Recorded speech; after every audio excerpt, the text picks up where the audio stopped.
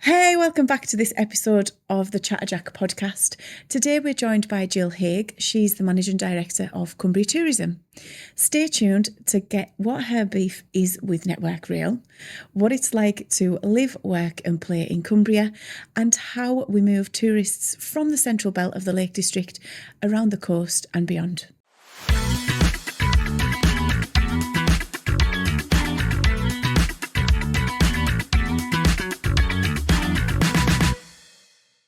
Hi Jill, welcome. Would you like to introduce yourself? Yep, thank you, and thank you for having me. So I'm Gill Haigh, and I'm Managing Director of Cumbria Tourism. Thank you so much for joining us today. I know you're a busy lady to catch hold of. There's a lot happened today, so we'll get straight into it. Tell us a bit about Cumbria Tourism. Yeah, thank you. Well, it's a organisation that's been around for 52 years now. Yeah. Through various iterations, so a lot of people remember us as the Tourist Board, and not to be confused with Tourist Information Centre, but definitely Tourist Board. It's a private company, a company limited by guarantee, which is mostly private sector funded. We get a little bit of money from the public purse, but 97% funded through our own endeavours and activities. We are here and we're a membership organisation. So we represent about 4,500 member businesses across the county. Wow. We work as we're really, really close to the businesses. So we understand from them what it's like for them, what's good, what's challenging. And then we've got that interplay, I guess, with whether it's other sectors or whether it's with the councils or government departments, to really try and say, right, okay, we understand the bigger vision is this, but these are some of the challenges that are in the way. Or actually, have you thought about these opportunities that there are and the role that the tourism sector can play? So we're very, very lucky in Cumbria to have not just such a beautiful, stunning place, but actually to have what I think is unique about us is we're made up of small businesses, and they're not, these aren't great big companies with shareholders and trying to take as much money as they can out of it. These are small family businesses who generally live in and sometimes within their businesses, so they're very much part of our communities, and I'm really proud to have had the job now for 8 years. Yeah, 8 years at the helm. It's scary, eh? Because time flies. It does. And when we were doing our research, we sort of we read that you'd called it your dream role. Yeah. Has been MD? Has it lived up to that? Would you say? When I saw the job advertised, I thought about the career that I had, and I read the job description and I thought, it feels like all of my different experiences in work and actually in leisure, because this was a place that was really close to my family's heart as well, that it all came together and I thought, I can do this. I've been doing it for 8 years, and it is an absolute privilege and an honour. No 2 days are the same. I do work really hard, but I also have the luxury of getting to meet some amazing people, visit some amazing places, experience some incredible things, and also get some nice food every so often as well. And I can tell you quite honestly, my husband works with children with special needs, which is a really valuable and hard job. And he says to me that I don't go to work. He says I just go out and play every day. It's not true. I work really hard. I just enjoy it. Yeah, absolutely. So if we can, you mentioned there that you felt like all of the roles and experience that you'd had prior to this role had all come together. So if you would, can you tell us a bit about sort of where your love for sort of marketing, tourism, hospitality, where really did that come from? So I grew up in the northeast. I grew up in Durham, and I went to university in Liverpool, did a sociology degree, just a couple of years ago, back in 1988. And I'd always want to be a journalist, and I don't know why, but I'd always want to be a journalist. And I ended up doing a postgraduate diploma in journalism, newspaper journalism, and I got a job on the Lancaster Guardian when I was 21, 22. And what you did then was you trained on the newspaper, and then you would take your qualifications, and then you could basically pick up your passport and go and work on a paper anywhere. Yeah. And all my mates had gone down to London, and I thought, that's where I'm going. But I walked through the door of the newspaper in July 1992 and was introduced to a really handsome photographer. And here we are, 30 odd years later. We've been married an awfully long time. And so that was kind of where I started in my career. And I really enjoyed it. I enjoyed local newspapers. It was a weekly newspaper. Right. It gave you the time and the depth to go out and meet the people, get the stories, really understand and know your communities. It was fabulous, really. And then at one point within that, I ended up with a running the I can't remember what it's called now, countryside sort of affairs part of the newspaper. And I got to work a lot with farmers and with the National Farmers Union, and the guy who did the PR for the National Farmers Union, he was moving on to pastures new, excuse the pun, and he said, you'd be good at this. And I thought, and it was a really difficult time for the sector. It was BSE, mad cow disease. So like sandwiching between that and foot and mouth. So for me, just sort of like coming out of a local newspaper, I was really in at the deep end. There was everything that could go wrong for the sector was going wrong, and they needed a huge amount of support. So I got the fantastic opportunity to work alongside what I think is an amazing sector within our country and really undervalued.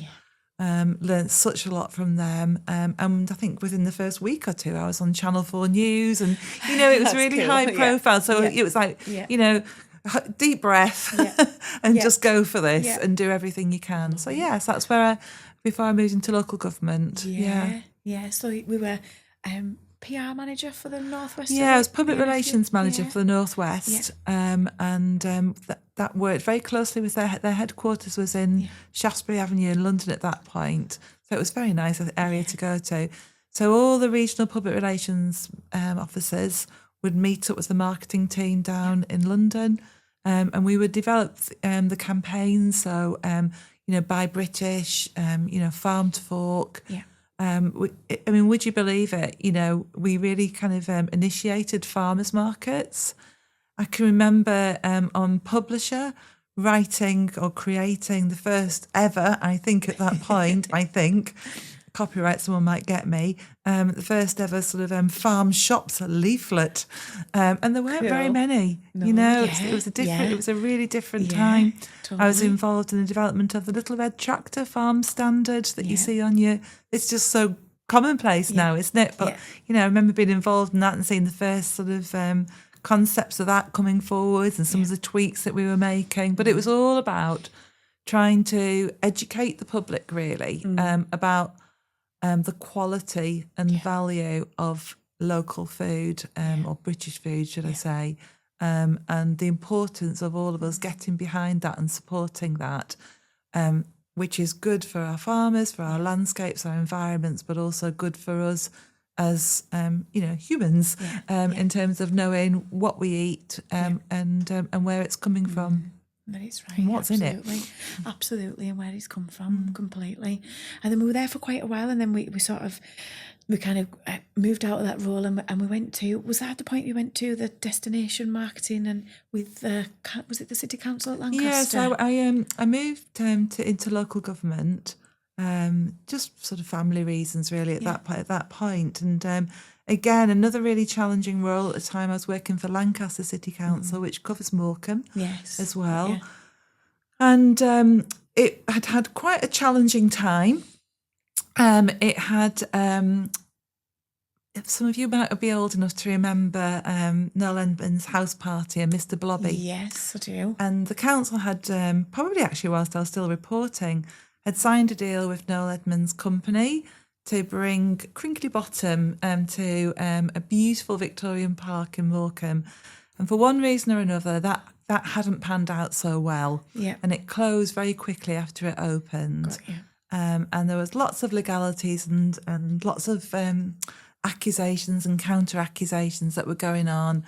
And it got very political for the council and councillors and staff and public. Yeah. And my job was really to come in and try and get some things in order. Yeah. Try and get reputationally, try and get us to a position where the council was able to focus on the work that it needed to do for the local communities, and not just on some of the sensationalist headlines. Yes. And local government being what local government is, there's lots of opportunities for trying different things, but also they're always having to make some changes to meet their budget. So I ended up with such a broad breadth of areas of work. So yes, that's where tourism sort of first came in for me. Okay. Yeah. So I ended up with the destination management aspect of Morecambe and Lancaster, and the tourist information centres, festivals and events.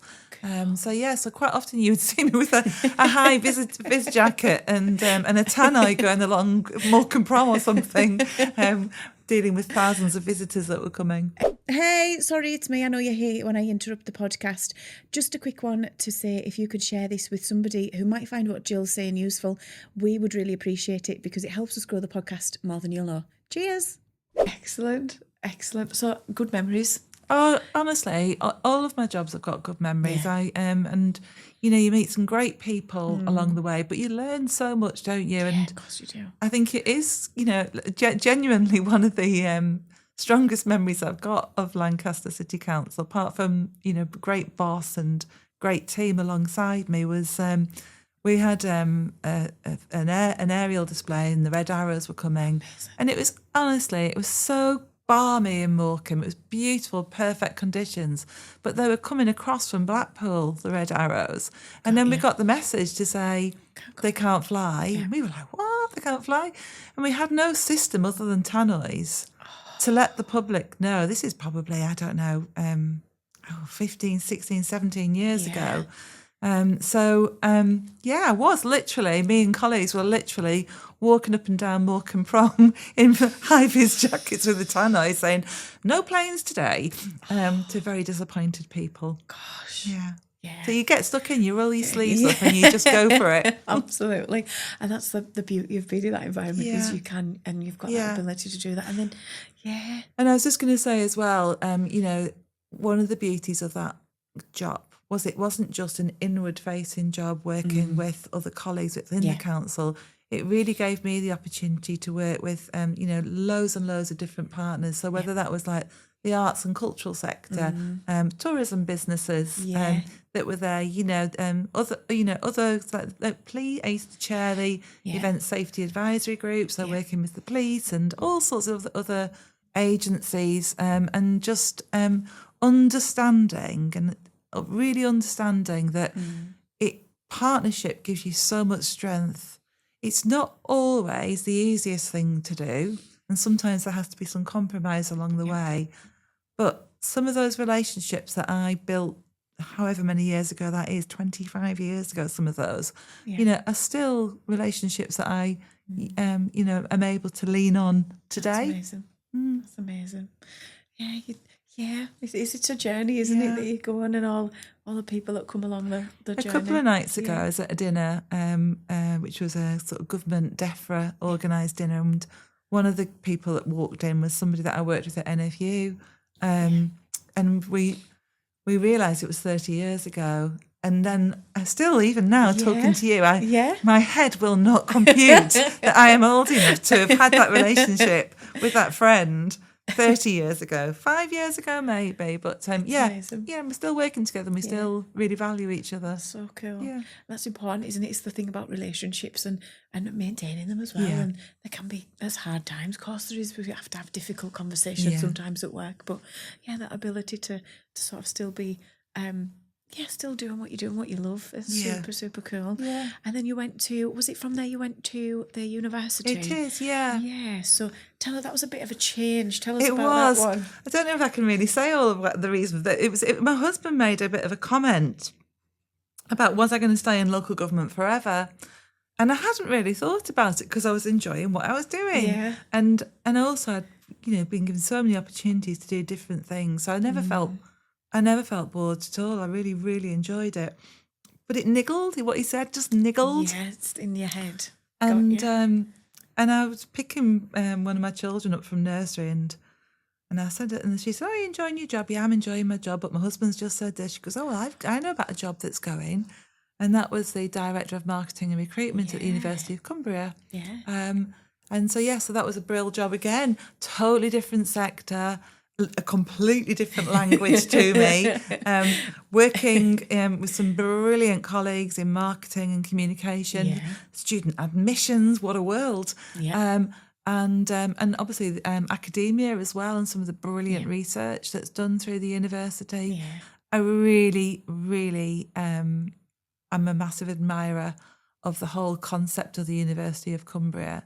I love that cool. Of and for the people of Cumbria, creating, I think, opportunities for everybody.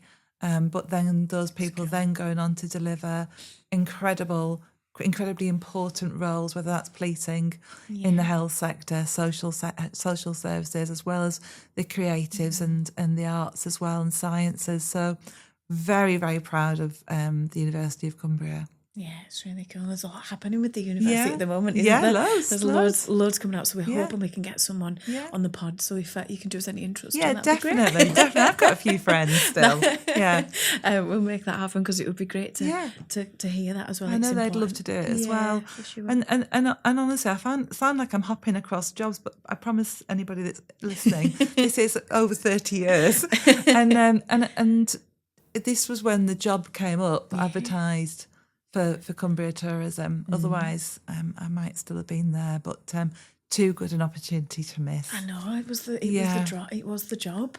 It was my job, and it was interesting actually, because whilst I was at the University of Cumbria, there was a really great guy there, and I'm going to forget his first name, which is awful of me. I think it was John Myers, and he was a Carlisle boy. Yep. And he sadly passed away now, but he was really like a founder of independent radio, and he was an ambassador to the University of Cumbria, and he met with me, and we were talking about ways to increase awareness of UOC's offer. Yeah.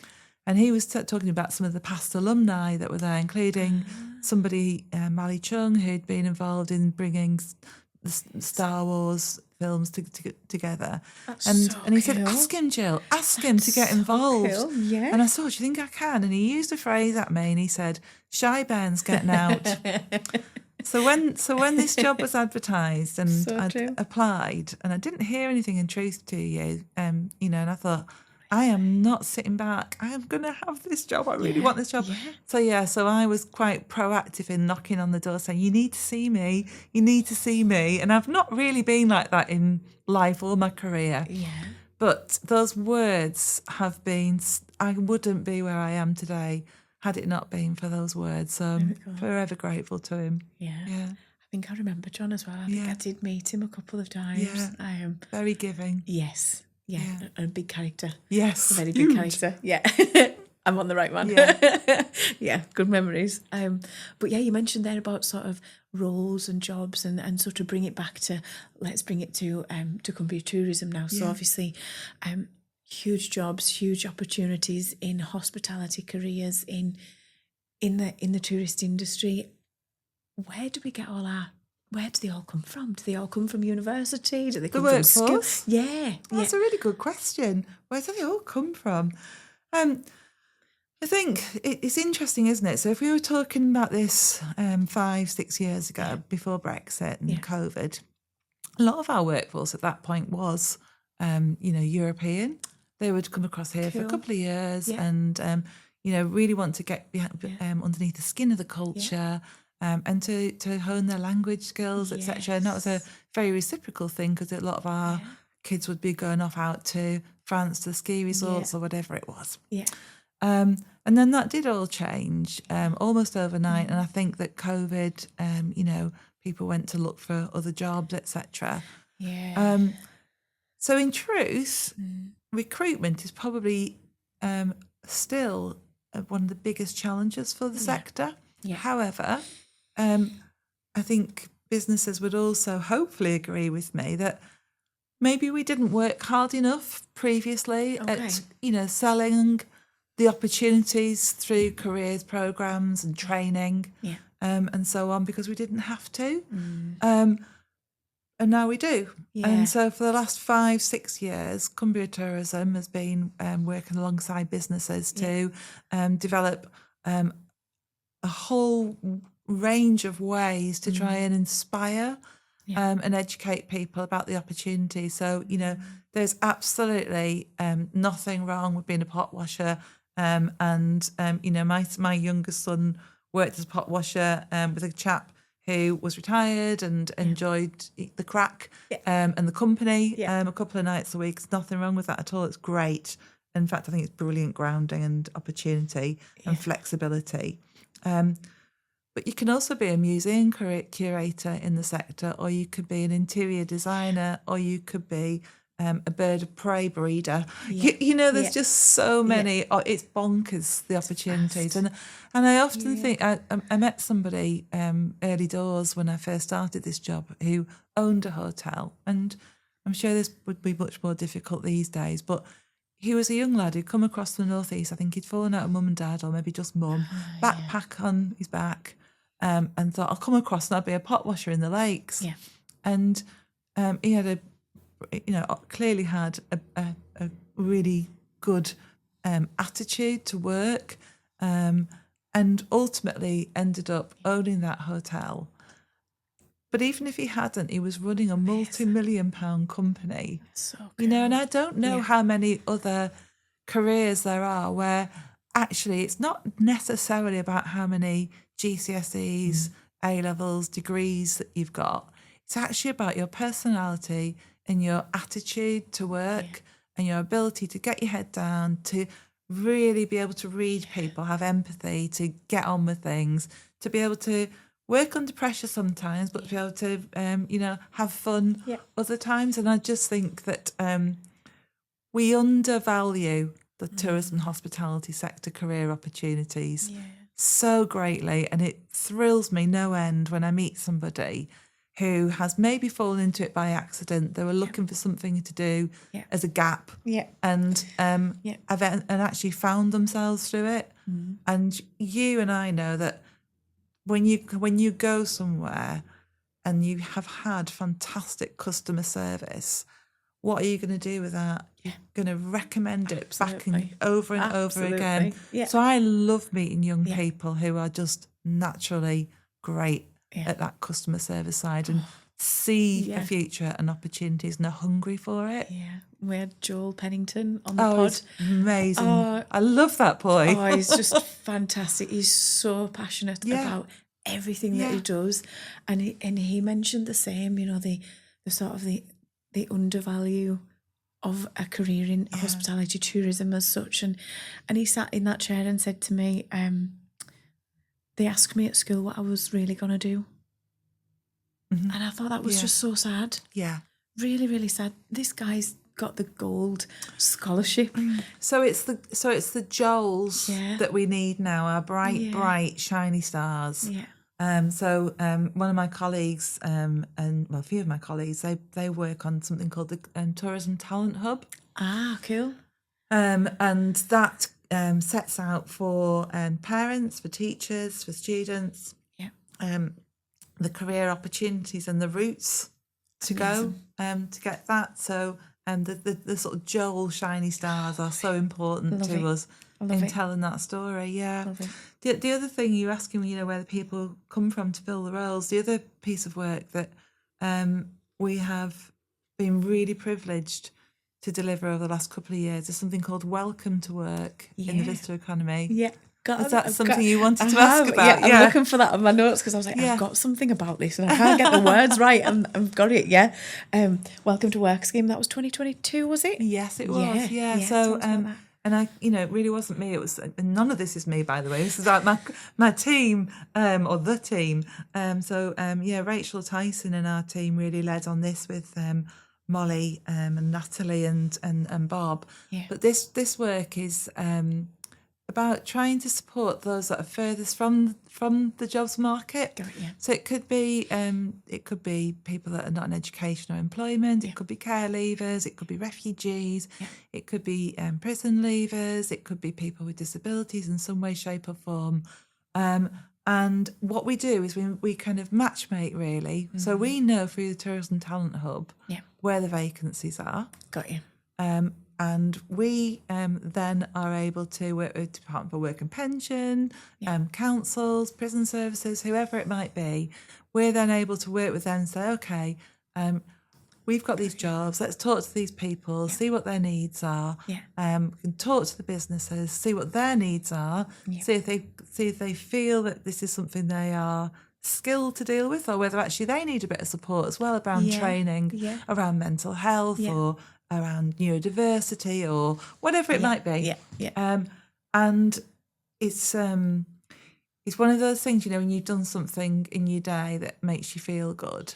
It makes the hair stand up on your neck, really, because it changes lives. It really changes lives, but also it's brilliant for the businesses as well. And for the customers. Something we're really proud of, and it's really been something that's won us. It's not us. It's won Cumbria lots of awards, and I must say as well, thank you to both councils, because both of those councils have supported that through shared prosperity funding, so it wouldn't have happened without them. Oh, that's really good to hear as well. And I suppose on that same sentiment, then, have attitudes changed at all post COVID or anything like that with regards to, you've got the Welcome to Work. Have attitudes changed towards hospitality jobs while you've been sort of at the helm, as you said it? Or have we still got a way to go? I think we've always got a way to go. Got a way to go. And part of it, part of what we've got to crack is us as parents as well, because it's that whole, and teachers, it's that message that it's not a real career. It is a real career if you want it to be a real career. And it's going back to that thing, you can be running a multi-million-pound company here. So, and if we lived on the continent, we would see hospitality as something that we were really proud for our kids to be involved in. So, but it is changing and it is improving. Good. And, it's the Joels that we need to be going out there and really champion it back within their schools as well. Absolutely. And in that sense, then, if we get them in, how do we keep them there? How do we attract them in and retain that sort of talent? Is if you could wave your wand and do a couple of things, magic wand, and do a couple of things, what would they be? Well, I think market demand has already forcing that change. So I think that businesses have had to post COVID and and sort of dealing with the next generation who are not prepared to work split shifts. I'm not coming in till it's 6 till 2 and going on for a couple of hours and coming back again. So I want a day off at the weekend. Thank you very much. Yeah. And so businesses, I think, have already adapted to that, and I think it's also brilliant. It's not just, and we know that the national minimum living wage. If any business is listening to this, they will know the cost that has for the business. But actually, it does mean that people are earning far better money than they might have imagined they would be in any sector. And then I think it's also about understanding as well. There's lots of training and development opportunities that there are within the sector. We keep talking about Jill, but it's a brilliant example of that. But there are degree apprenticeships now that you can do in tourism management. Lots of apprenticeships, lots of specialist skills that you can learn. So you could become a sommelier. Who knew? No one told me that when I was at school, It's the coolest job ever. So I think that there's lots of development opportunities that come along. And then, the soft perks and benefits. So quite often if you're working for, let's say, a hotel, you will get discounts for staying at that hotel or using its leisure centre or whatever it might be. That's so cool. Yeah, it's so true. And then I guess from on the other side of the coin, obviously, the industry, tourism brings loads of jobs, loads of investment, but it also can bring some challenges too along the way. So we get things like crowds, or we were talking before just about cars and parking, all that sort of stuff. So for a community, how do we make sure that it benefits everybody that's there sort of all year round? Where are you with that? No, it's so important, isn't it? So, I mean, I think we have to accept, if we're talking about the Lake District National Park, it's a national park. Yeah. It's a park that was created, and the ambition after the war, wasn't it? Was that, it was a place where people could go for respite and health and well-being and pleasure. Yeah.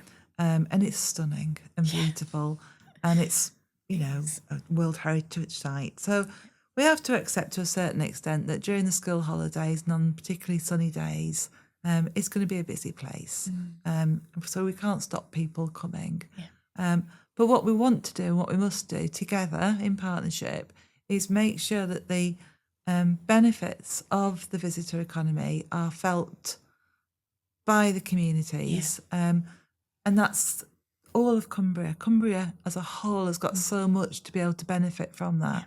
Perhaps I'll talk a bit more about that on the other place, but also to make sure that it does as much as it possibly can to support those communities in terms of giving them great places to eat and to drink and to go out and enjoy, to have better bus services than they would have had it not been for the visitors, to have more kids in the schools than it would be without the hospitality sector, for the the local shop to be able to be there all year round.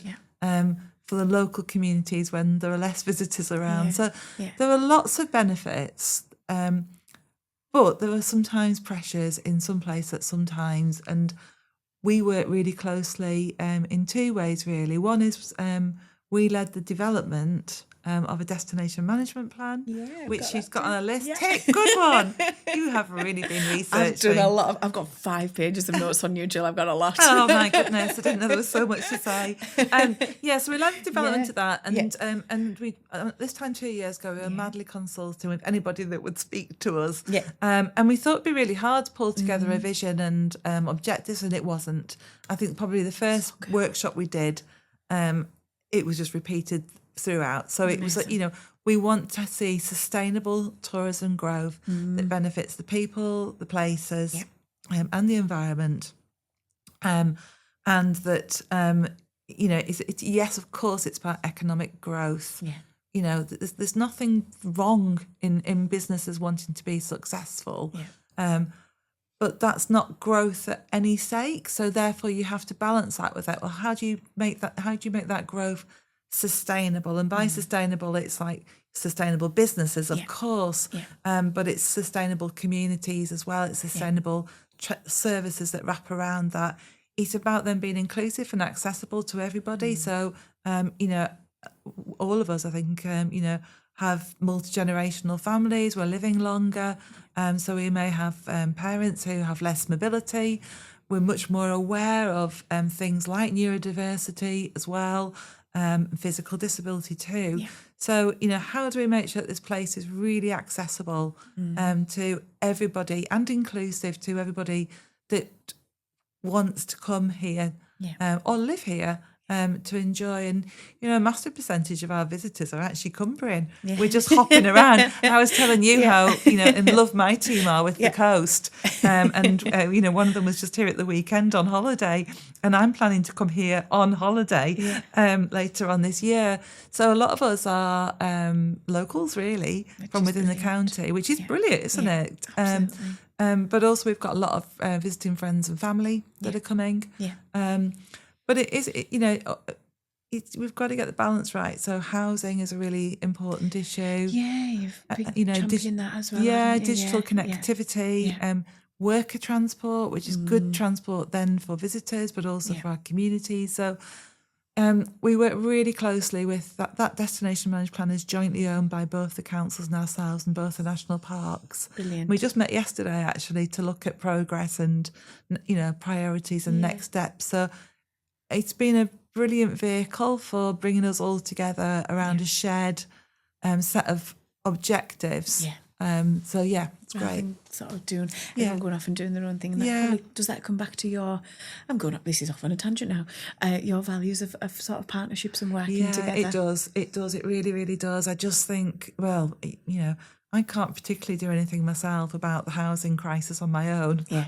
I might be able to tell you that that we've got some challenges around housing, but I don't really have the levers to pull to make that change happen. But I know some people that do, and it's that, isn't it? It's bringing us together and being able to put our heads together to try to look at what are some of the opportunities to improve this situation. Because it's really important that we get that balance right. We've just talked about workforce. We need the housing for the workforce.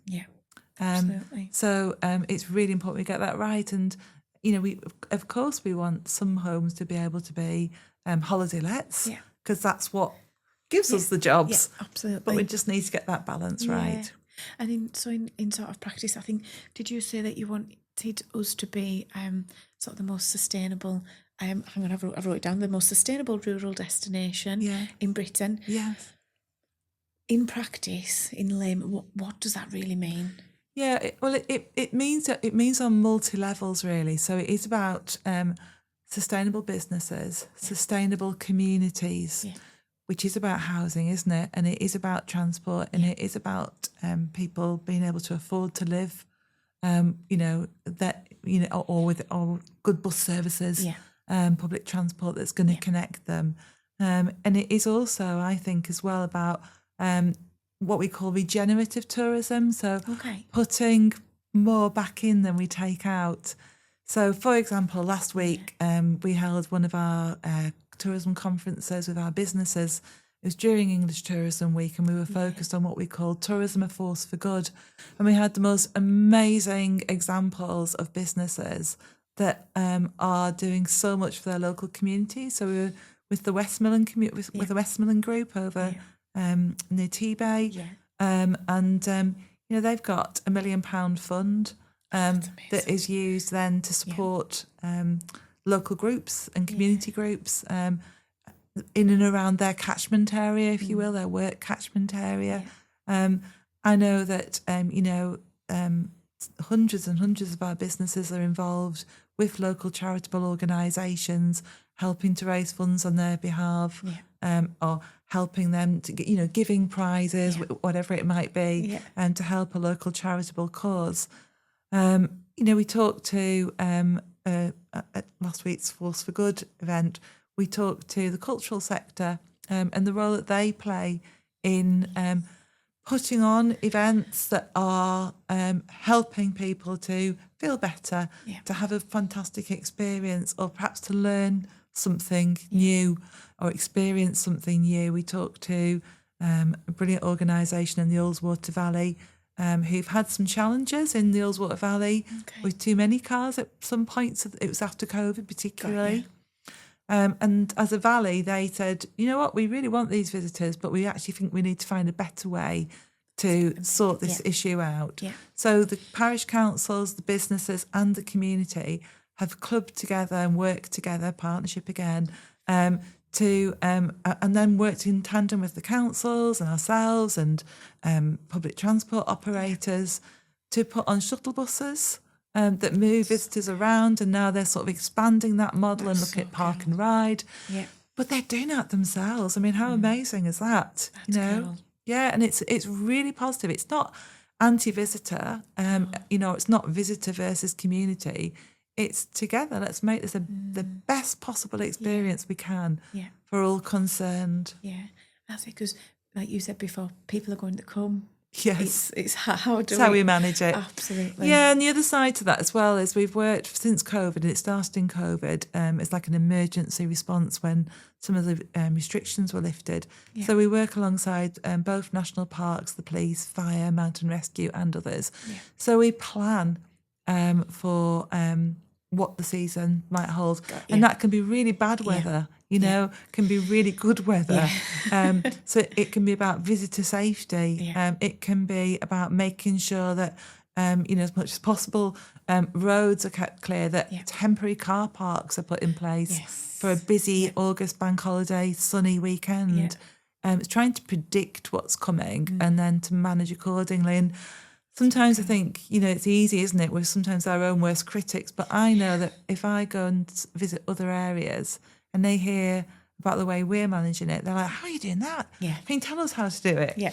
So we're better than we think sometimes. We forget that sometimes as well, don't we? It's easy to look at the bad stuff, but yeah, absolutely. So how was that sort of the destination management, how has that changed over the time that you've been with Cumbria Tourism? There'll have been ups and downs, and it'll have different guides, but can you tell us a bit more about that? Yeah, I think having two councils has been really helpful. It's been easier almost to bring us all together. And in a way, I think COVID, always out of something bad comes something good, doesn't it? And I think COVID sort of really sort of forced that stronger partnership working, and said, we do value our visitor economy, but we have some challenges in it. So let's work better together to do that. And then along came the destination management plan, and that's basically our roadmap. So, some really great, one of the things we want to do is see more people arrive by public transport. And that's on the increase, which is absolutely fantastic. Another thing we want to do is see more people that are visiting our coastline. And we've been so fortunate to be able to lead what we call the Cumbria Coastal Route work. And that anybody listening on the West Coast, that isn't about driving millions of people all at once on the same sunny bank holiday Monday. That's about creating a long distance, multimodal, slow tourism route for people to follow at their leisure, that explores our coast and kind of almost like the outer circle of Cumbria. And it's about, we call it immersive tourism, but it's about getting under the skin of the place, getting to know the cultures, getting to know the foods, the people, the heritage, the arts, the nature, the wildlife, just taking it down a level or two. And we are so excited for the opportunities that there are through coastal tourism for places like Whitehaven, where we are today, for Maryport, which I know you are a Maryport girl. We are such Maryport fans in our office. And there's already some brilliant businesses that are working their socks off, are innovative and creative. I've just been with somebody who works very much with the adventure travel world. So she's bringing people across from all over the world, really. Amazing. And we were talking about in Maryport, where the fishing boat that comes in, and you can basically queue up and get your fish. And she said, my people really want those experiences. They're exactly what they want. So we need more of that. We need more of that. And I know at the moment in Whitehaven there's some consultation around the Whitehaven master plan, and that's what we've been discussing at our board meeting today. So it's about bringing it all together, isn't it? And really exciting. And then, sorry, I'm gabbling now, but that's about jobs then, isn't it? It comes right back to where we were before. It's about creating those opportunities for people here in Whitehaven and wherever else it might be. And it's about, tourism brings with it lots of good. And that might be about new businesses that are cropping up. It might be about stronger arts and culture scene that's coming along, music, which I know is close to your heart, people wanting to come and live here and invest in the place as well. So, really, really excited about anything that we can do to work alongside and support the coast. Yeah, I love it. I love it. And we were reading about you as well, and about was it the 2030 goals and plans that you had? How we getting on towards those? What were they, and how we're getting on towards them? Yeah, so the destination management plan actually takes us up to 2040 in terms of the vision. Yeah. But yeah, no, we're doing okay. We've just produced a progress report. So if anybody does want to take a look at that, you can just Google Cumbria Destination Management Plan Progress Report. So some of the statistics that I was sharing earlier on about things like increased number of people that are arriving here through public transport. Yeah. One of the things was about investment in some of our coastal towns. Yeah. Again, that's not Cumbria Tourism. Yeah. That's communities and councils and, the industries around that are doing that. But it's happening, isn't it? You can really feel it. Yeah. The building that we're in today, it's really tangible. Yeah. What's happening, we've got what we call changing places. So these are really correct, dignified changing places for people with disabilities. So, as an adult, you're not being laid on a dirty toilet floor. Yeah. We've got over 20 of those now in the county, which is part of our goals towards making us more accessible and inclusive.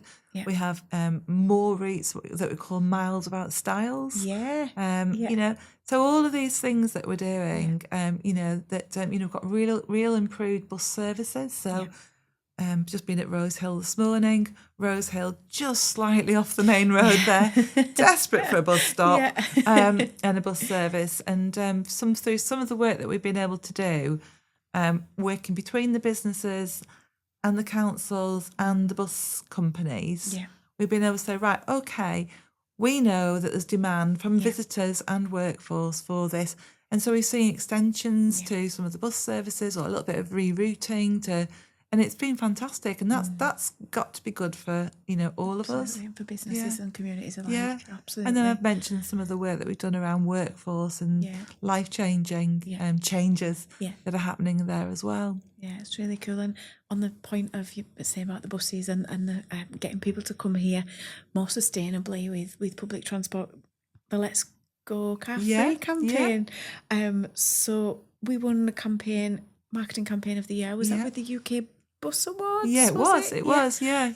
And that was 2023, I think it was. It was, isn't that awful? That's so long ago already. It's not at all. But are visitors sort of receptive to these ideas? How does it come across in the marketplace? Is it well received? Are people a bit, what's that? And how's that come across? Yeah, so this was a sort of a collaboration between Stagecoach, Avanti, Northwest, and we will also work alongside TransPennine and Northern to bring that campaign together. And I guess, what those organisations are looking for from us is like, we've got that penetration and reach to national and international markets. So they've got the services and we've got that visitor penetration really. Each of those businesses has put money alongside ourselves into digital marketing campaign, and it's really paid dividends. And so, we are already really getting close to our targets that we'd set ourselves for 2030 in terms of people arriving by public transport. Of course, it all hinges on things like, we don't, if the weather's really bad or, sort of what happened at Glasgow recently happens. Sometimes Network Rail, I still have a beam up on at Network Rail about choosing to do some of your works during the school holidays and bank holidays. All the time. We've still got that nut to crack. But I think, and I think there's things like the £3 bus fares, which is obviously both government, the last government and this have initiated. I think that's been really transformational. And I'll tell you what else I think has been really brilliant about that as well. For younger people within our county, it's made it really much more affordable for them to be able to get to jobs, get to see friends, to socialise, especially coming out of COVID. Have a bit of freedom and independence. And you're absolutely right, because Joel Pod, I think he said on the pod the other week that when he was travelling, it was about a 90-minute bus service. And by the time he got there, done his shift and got back on the bus home, he'd pretty much spent his whole wage on the bus fare to get there. But he was determined that that's what he wanted to do. Determined, but it's And so, to hear that that's actually had a really good impact, it's positive. Yeah, really positive. So let's hope it stays. I know, yeah. Can we make that happen, please? And I suppose then on that same sentiment then, what other innovations are you most excited about? What's coming that you think, oh, I can't wait to see that one come across the line? Are we allowed to know the things you can't tell us yet? I know. Well, I think that you'll see a lot more work from us on the coast. Okay. So we are really excited to be taking that area of work forward. Again, always in partnership. Yeah. We're really excited about being able to work with some of the businesses to support that innovation and development that's happening there. Cool. There's a lot more work to be done around sustainable travel and moving people around, and how we use things like smart technology to help to inform people before they arrive as well. Okay. AI is interesting, isn't it? For everybody. I think we're all kind of like still learning and watching sometimes. Absolutely. Well, sometimes you don't always have to be the first to jump onto the bus. But we are just. We're looking at how we can utilise AI actually to make us a bit leaner and smarter as a business, but also how we can use it to enhance the reach of our marketing. International markets is another area of growth for us. Yes, so I don't really get to go very far outside of Cumbria, nor do I want to. But one of my colleagues, Francine, she's barely in the country. Her let me tell you. LinkedIn profile is incredible. What did I write down here? Hang on. Which markets are we focusing on now? We've seen that the team have recently been to India and Oz to try and entice people, let's call it, entice folk back into Cumbria or get them to come across. So what are we pitching overseas and sort of what's the message at the moment? Has it changed as well in recent years or so we have to be really we don't have masses of money to throw at this, so we have to be really targeted about where we go. So we go where the data and the evidence tells us those market opportunities are. Cool. So the Australian market, the American market, China, Asia, increasingly India. And then the European markets, they're where we put our focus. And to be truthful with you, each of those markets wants something slightly different. And depending on your demographic, your age. So this morning we were discussing about how the young Chinese market are much more prone to independent travel and experiences and wanting to personally get their hands dirty and do it themselves.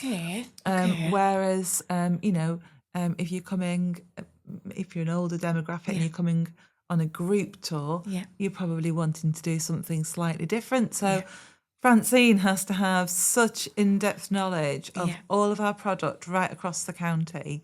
And the individual businesses as well. She needs to. She builds incredible relationships with the travel trade, but also being able to relay that to individual customers on the ground in China, Australia, Los Angeles. So whilst we tease her, because she's always jetting off everywhere, that they are really intensive few days that they're out there, often with 40, 50 meetings in one day. And then all the follow up that you have to do when you get back. Wow. So that's a lot. Well, I like the sound of Francine's job. I bet she's got some great stamps in her passport as well. She's got good stamps in her passport, some good tales to tell. And she is, she'll hate me for saying this, but she is the quintessential English Rose. Honestly, she just sells us so beautifully. She's fabulous. And then I guess on that point, so Francine, I can remember meeting Francine really early when she didn't long start with you guys, and I suppose from her perspective and then yours, how has the industry changed in the last sort of 3-4 years? Have you seen any shifts on that point? You're saying, the experiential, the immersive tourism, that sort of thing. There's so much that's changed in truth. Whether you're a consumer or whether you're a business, these have been really tough times, haven't they, since COVID, really? And certainly from a visitor economy perspective, we haven't fully recovered. So we're still 14-15% down in terms of visitor volume. Wow. For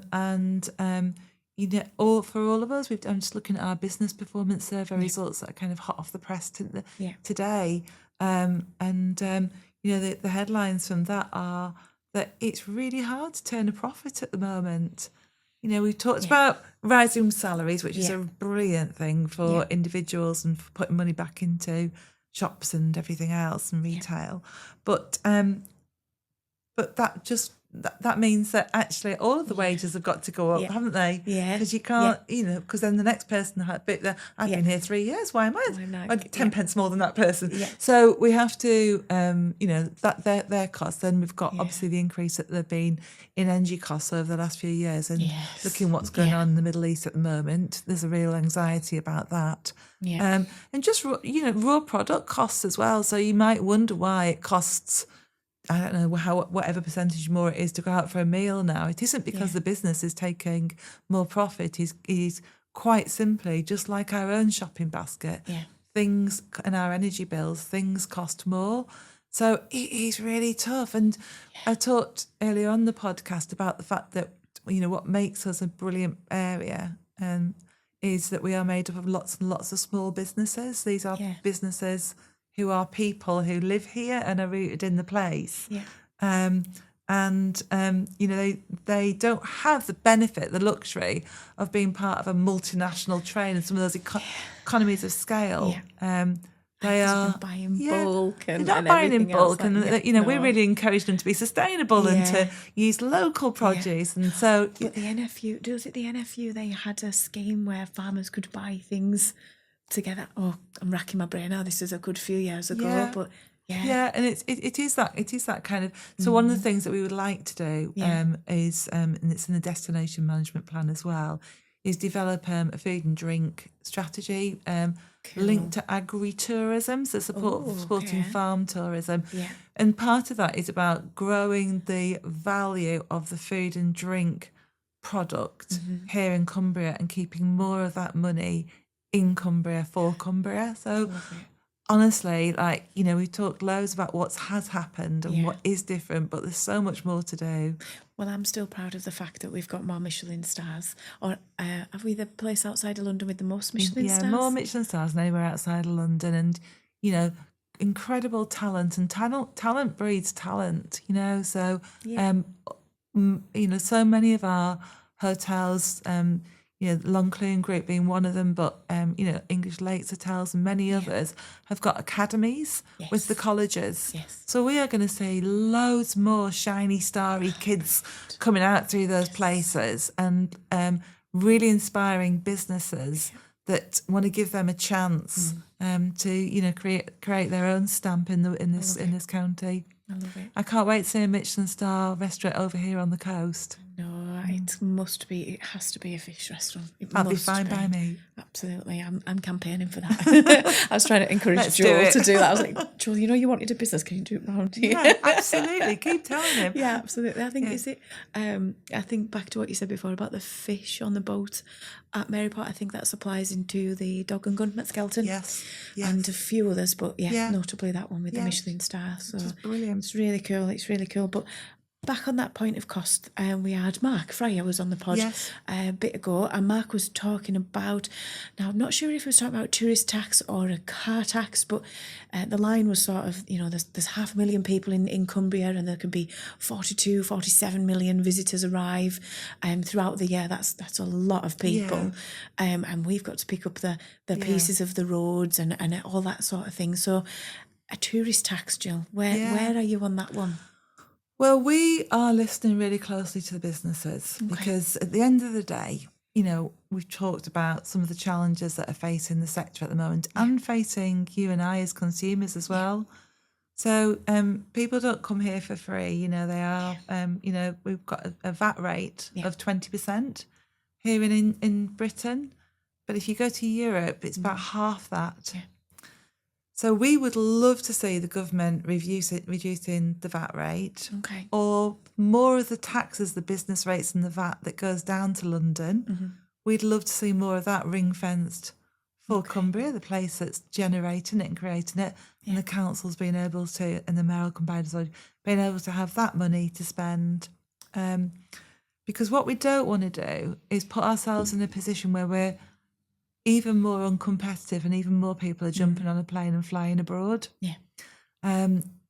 So we need to be competitive, and we need to be able to recognise that we are already asking our businesses and our consumers to spend a great deal, whether it's to park, sometimes whether it's to go to the loo, whether it's through the VAT that they're paying, or their business rates, and so many other things. So what we've asked for the Mayoral Combined Authority to do is to undertake an independent economic and social impact study. Let's have a look at this in detail, because sometimes we can have unintended consequences. It might sound like a good idea over here, but actually, is it going to upset the apple cart somewhere else? Got you. Is it going to reduce the number of businesses, reduce the number of jobs? Is it going to reduce the number of people coming here? We're trying to get... So at the moment, what the government's has been consulting on isn't a congestion charge, it's an overnight tax. So it'd be you and I, if we were coming to stay here, we'd have a couple of quid, let's say, added to each night of our stay. That doesn't sound like a great deal of money to most people. It will be to some. But actually, if I then add that up and look, well, if I want to go to Spain for a week, who have a 10% or a much lower VAT rate, it starts to think, what am I going to do? So, and then the other thing I think is visitor giving. So we know that, from our last visitor survey, 14% of our visitors are giving on average £7.50. Now, I haven't added that up, but that's a lot of money. And I do wonder how many of those businesses would feel able to say to their visitors, we ask you to give voluntarily this amount of money, but now we're going to mandatorily ask you to give this amount of money. They're not going to run two schemes. So is it the charity sector that's the third sector that's going to be affected? I don't know. And that's why I think that's independent study that's looking at both social and economic impact is really important, so we get it right. I think. That's a great answer, like that as well. There's a bit of research. I think it's just understanding the landscape, because I can really see. It does seem like a no-brainer and like a really easy argument on the surface, but it's what are those unintended consequences that we just, 28% of the jobs in Cumbria are hospitality, so we mustn't, 1.1 billion is spent on food and drink, 600 million is spent on public transport. These are all the things that sustain these services and these jobs for us and our community, so we just got to be careful. Absolutely. It's quite a poignant thought there. So we'll leave it with the heavy questions. I'm going to come on to the fun stuff now. What do you do for fun when you're not at work? What do I do for fun? Or rather, tell me, what's your favourite hidden gem secret spot that you can... Oh, my favourite gem. I always feel like I'm not allowed to say that. You are. Well, I live near the South Lake, so, it's easy for me to nip into the South Lake. So, and really, really enjoy it. So for me, it is about, having that opportunity to come over to the coast and spend a few days, not just for work, but for pleasure and just sort of getting under the skin of it. I love walking. I do climb, but I'm not a hardcore climber. I'm a Sunday climber, really. I've got a dog, I've got a spaniel who likes to run really fast. So wide open spaces. He's called Brian, he's gorgeous. Wide open spaces. And then I ride. I'm really lucky. I've got a horse. I've had a lifelong love affair with horses. So Violet is my 20-year-old skewbald horse, and I have to go to her nearly every day, whether I want to or not. And she is my sanity spot. She's. It really helps you unwind. It's really grounding when you're just picking up poo all the time. And dogs, human, horses, they're all the same. But they're both outdoors things. I love being outdoors. I like like many of us that live here, really appreciate what we've got around us. Yeah, absolutely. And then I've got some left field questions. Go on.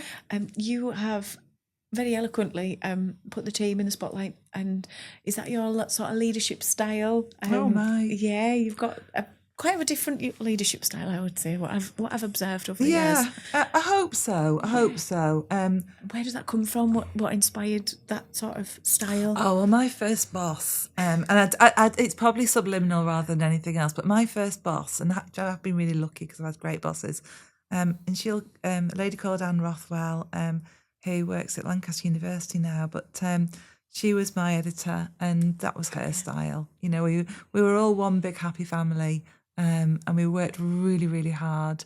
And she didn't mind, you know, telling us, you know, when things weren't going as she expected them to go to. Deadlines in newspapers, you know, it's quite tense at times.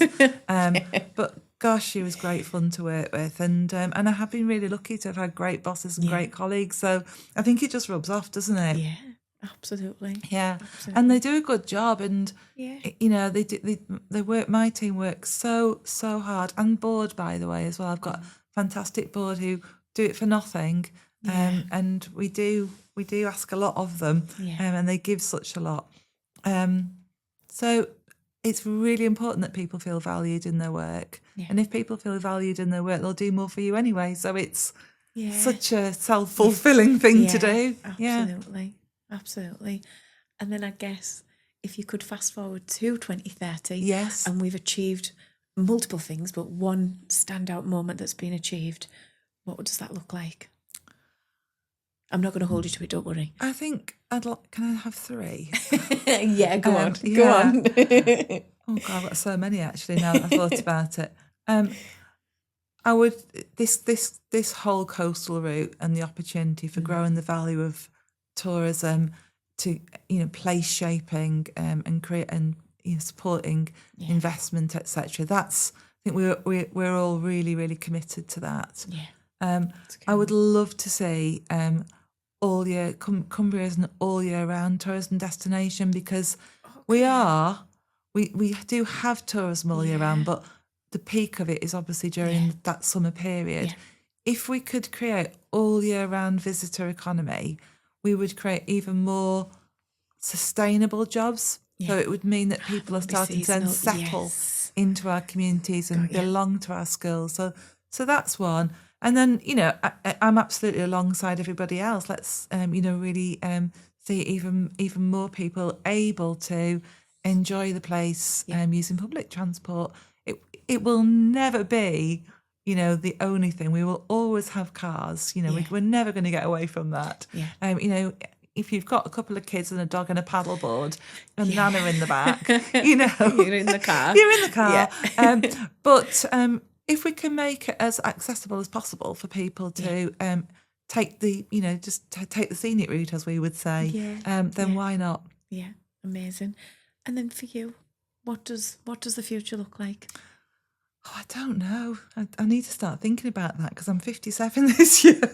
I don't know. I'm just living in the moment and enjoying it, and feel very, very lucky. Got loads of energy, loads of enthusiasm left for what I do. So as long as they'll have me, I ain't going nowhere. I love it. And last one, I've got two. Firstly, if you could give yourself a piece of advice starting out your career, what would it be? Be more confident in yourself. The day that I went for this job interview and I walked out the front door, my husband said to me, just go and be yourself, Haigh.